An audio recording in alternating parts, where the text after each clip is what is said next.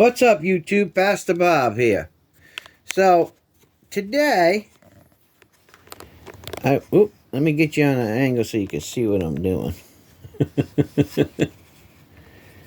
Alright. I'm sure you guys can see what's going on now, right? Alright, let me show you. So, I want to show you guys this bench grinder that I picked up and why I picked this up. I had some people contact me and they said, you know, Pastor Bob, I heard you talk about getting into cutting and gemstones and cabbing gemstones, but I don't have a lot of money to spend, you know, $1,500 to, you know, $3,500 in you know, a machine for cabbing, you know, opals or soft stones. What could I do? I said, well, I don't own a cabbing machine anymore. I said, but let me look into this because I'd like to get a cabbing machine myself. So I started looking at the prices of cabbing machines. I mean, they're like $1,599, $3,000. You know, there's 3 wheels on each side. I was like, man, that's pretty freaking expensive for somebody that's just going to do it part-time, you know, and not going to, you know, do this all the time for a business. I said, that's a lot of money. I said, but if a guy wanted to do a few and, you know, maybe make a few bucks on the side or something, what could you do? So I investigated it for quite a period of time, believe it or not. And I found this to be probably the most inexpensive setup for getting into cabbing, you know, opals or whatever. You know, different types of soft stone. I mean, you can actually cut, you know, anything with it because these are diamond laps. But I thought that this would be the best setup, and I'll show you why. So, the actual bench grinder itself, it just says TM on it. It's not a brand name, but it has an adjustable variable speed from 0 to 10,000 RPMs. When you're cabbing or you're cutting gemstones, how fast your wheels are going has everything to do with, you know, the cutting of your stone. Some stones you don't want to go real fast, and other stones, well, you want more speed. So variable speed really does matter. So I found this on Amazon, and they range anywhere from $89 to $159, depending on if it's on sale or not. But you can find it on Amazon. Let's see. There's the SKU number, if you guys can see that. Not sure if you can see it. Bring it up close for you. Alright. So anyway, why this one? Well, I'm going to show you why. It comes with 2 buffing wheels and the mandrels. Okay. The great thing is this. You use an Allen key, this little Allen key right here, and these set screws to take these off. Check this out. And I'll explain these wheels here in a second to you. So you can take these right off like that. So if you wasn't cutting anything and you wanted to use the same machine for, say, buffing some stone out, or maybe you want to rough out a stone with this, you know, abrasive wheel that comes with it, and then, you know, maybe you want to sharpen your chisels or something like that. Use it for a different thing. Well, maybe you're trying to get some of the rough stuff out. Well, it has this Dremel attachment that comes with it. Now, yeah, I mean, probably most people have a Dremel, but if not, you can buy the bits for this. It comes with the key, the chuck key, and on top of that, it actually comes with a drill attachment. So you can actually put your own drill attachment on it and drill holes with it, which I think is really neat. Like if you was going to do some beading or something like that, say you wanted to, you got a bunch of stones or something, round stones, or maybe you even got old alleys or something like that. You can use that. You get yourself a diamond bit, put it in there for boring holes, and you can use that to bore holes. I mean, it's pretty nifty, and it comes with its own chuck key. So you get the machine, this, the 2 buffing wheels, the Dremel attachment, these 3 different abrasive stones. Like I said, the drill, and then you got a little wrench. Comes with the owner's manual, for those people who read owner's manuals. And so for anywhere between, you know, $90 to, you know, $160, I've seen them, you can get that. You say, well, how is that going to help me? Well, this is your basic machine that has a lot of different, you know, attachments to it. Then you can buy these wheels. Now, I'll explain the wheels here in a second, because this is a little bit different, and I'll show you how I did this. I'll take one of these apart so you can see it.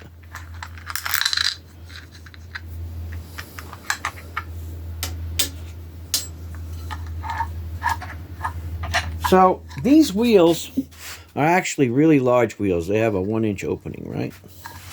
So what I did was, because the machine comes with these arbors, 2 of these arbors, meant for wheels, right? On Amazon, they sell these sets, and they come with 2 sets, and they're called step-down sets, right? So you step down from 1 inch to 3/4 inch to 5 inch to 1/2 inch. Okay? You see that? And you get 2 in a pack, and I think they're like $20 or $22, something like that, on Amazon. You'll see them. Okay? And you get 2 of them. So I got one for this wheel over here and one for this wheel. And all you got to do is slide it in there like this.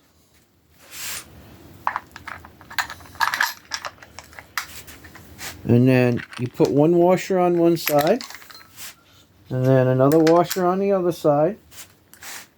And then these are not righty-tighty, lefty-loosey, guys. These are lefty-tighty, righty-loosey. And the reason for that is because of the direction that the bench grinder moves. You want it to stay tight. And then just hand tighten them. And then you just put it back on the machine. Like that, and then tighten it down. Okay, both sides work like that. So the step down bushings, the step down bushings come 2 packs in a set. You'll see them. Not all of them the same, so you'll have to look for the ones that have, it'll say 6-piece, 2 set step downs. Okay, so I got one for each side.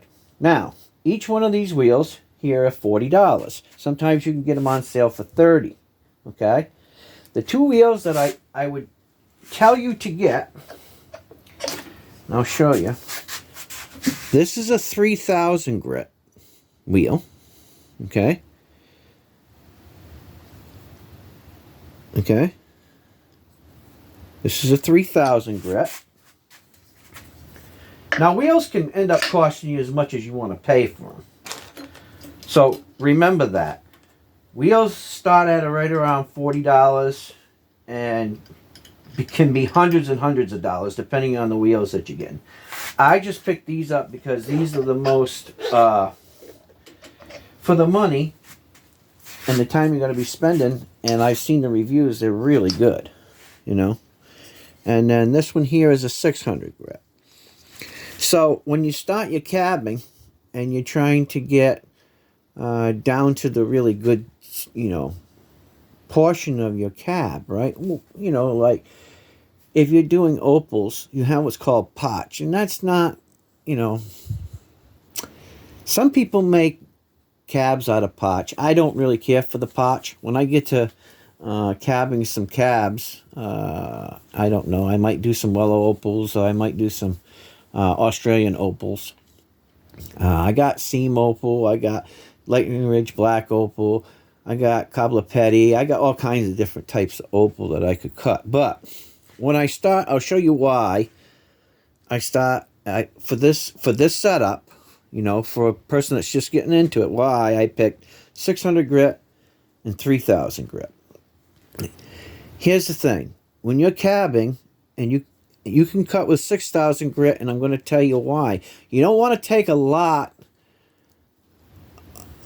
of your stone, right, of your gemstone off at a time. You want to do it little by little. Now, some of the old guys, when you got a big piece of stone and you're trying to wheel down on it, you know, they might use like a 60 grit to a 120 grit to a, you know, a 400 grit to a 600 grit to, you know, a 1500 grit to a 3000 grit, whatever. Up to, you know, 10,000 or 30,000 grit, which is really not necessary. Okay? It's just people are bored, and they want to spend a lot of time on them, I guess. Is it going to take you a little longer doing it with a 600 grit to start?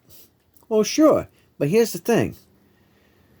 You cannot put your host rock back together once you've ground it down. So, I say, if you're just doing it in your leisurely time and you're trying to get into it and you're trying to do it for the, you know, best bang for the buck, get yourself a 600, right? Take a little bit off at a time.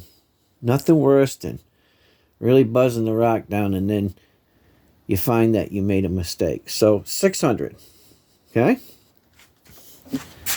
That's a good place to be, because here's the great thing.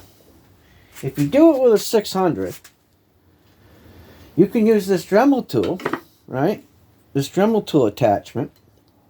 And I'll show you some. Let me see. Where are they? I don't know where I did one. Got them around here anyway. You get yourself some different bits. You know, get yourself a bit box.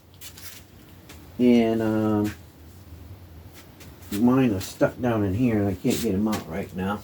And my other kit's upstairs. But, let's see. Anything over here I could probably put it here. Maybe I got something in here. Just to kind of give you an idea, because I know not everybody's going to know this.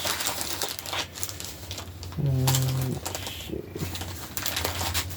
So, here's an old junky bucket that I let kids play around with. I'll show you. So, Dremel makes many different attachments. And I got a whole line of them around here somewhere, but I just don't know where I placed them because I started cleaning up the garage and now I can't find anything. But you could take attachments like this. This is just a stone attachment. And you can place it in the end, right? And then you could take a host rock or whatever you're doing, right?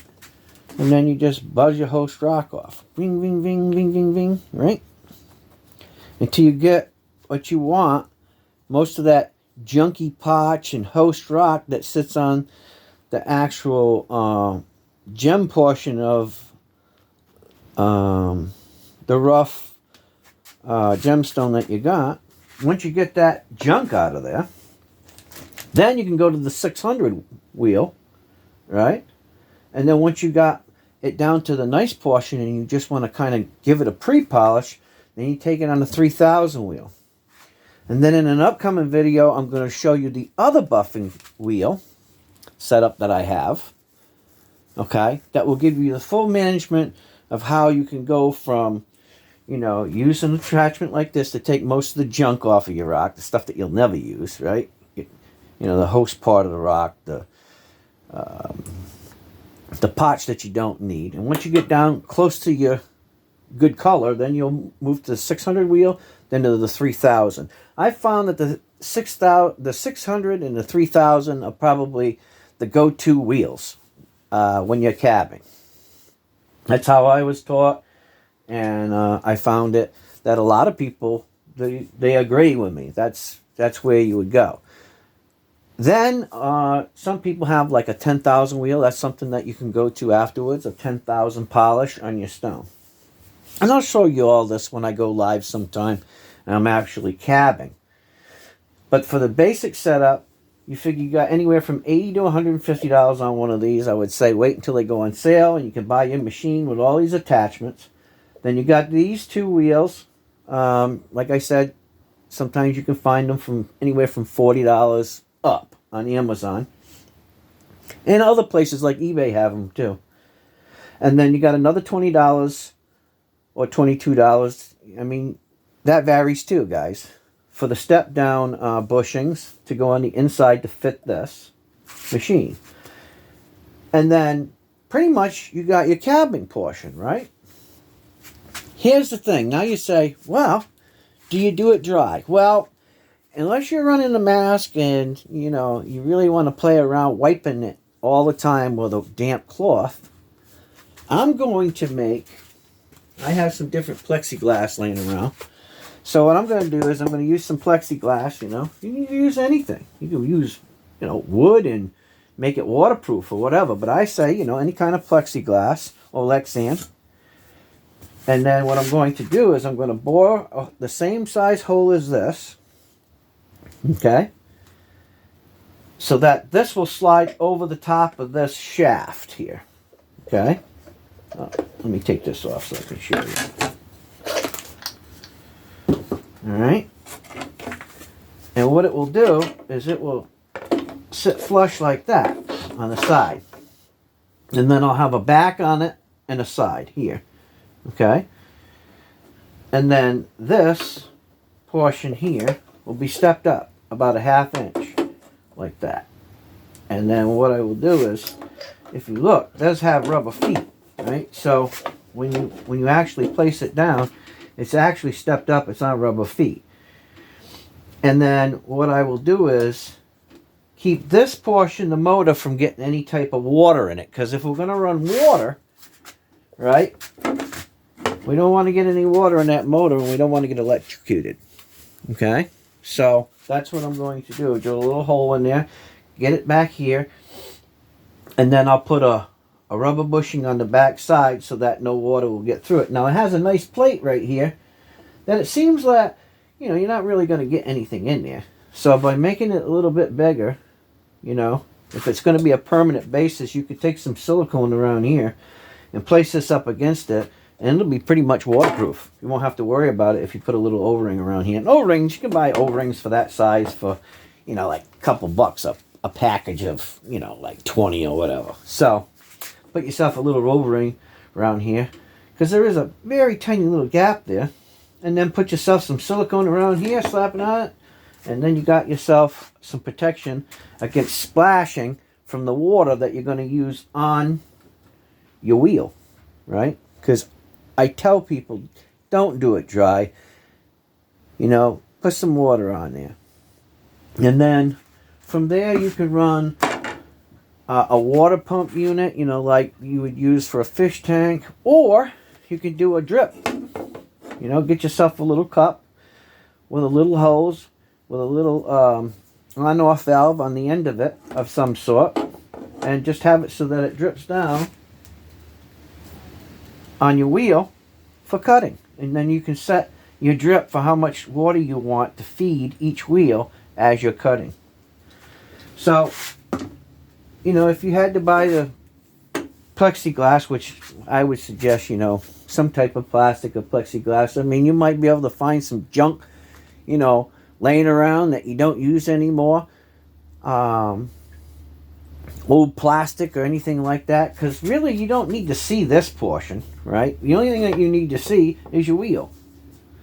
And then you say, well, what about lighting? And that's why I say, if you do it with this and then you have a top, your light comes down through the top of your plexiglass, and you can still get light on your wheel so you can see well.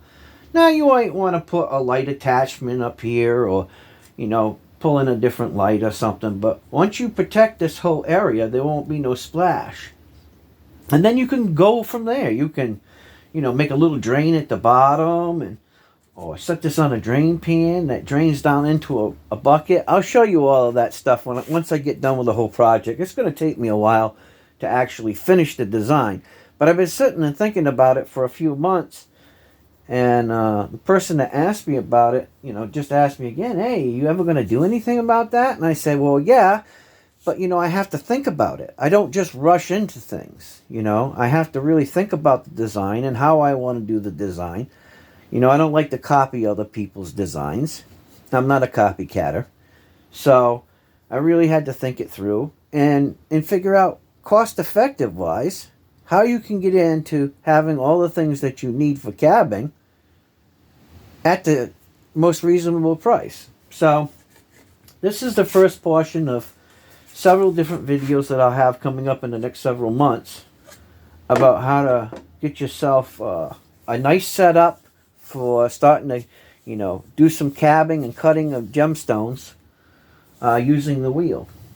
Now, most people that know me know that I do everything off of a fastener. Now, I have a fastening system. Some of my friends and family from the channel have donated a couple of years ago for me to cut gemstones. I had a really nice setup. But the motor blew out and I couldn't do anything, so they came together to do it, and I have that. So I figured that after the Christmas season, well, maybe I'll do it one time during the Christmas season, I don't know. I want to get into going live, and people who want me to maybe cab, you know, a few cabs of opals or whatever, you know, and maybe set it in it, you know, for a simple donation, depending on the level of the stone and the cost of the stone, you know, I could do something live for them. And that way they have, you know, a video of, you know, me actually cabbing it out for them. I like to do that kind of stuff. It's been a few years since I really got into it full bore. But, you know, I did it over the years. I've had, you know, most people don't understand there's a lot of difference between a jeweler and a lapidary, right? Jewelers are really good at setting stones and making jewelry, but they're not the guys who actually go out and source stones and cut stones and facet stones and cab stones. That's a whole different ballgame. So anyways, I hope this little short video was informative. I'll have other videos to come. So if you're trying to get started, you can go over to Amazon and check them out. They got, you know, this stuff pretty reasonable right now. You might as well get it before the price goes up. And at least this portion will be started. And then if you want to wait until my other videos to see how I do all of the other things, you're more than welcome to stop by and check it out. You know, hit the bell button for notifications. Tell your friends and family about what we do. We do all kinds of stuff on this channel. And I really enjoy doing it and bringing, you know, different types of knowledge to the world. Look, you can only limit yourself by yourself. Don't limit yourself. You know, go out there and do things. Plumbing, you know, carpentry. Be safe. Use your head.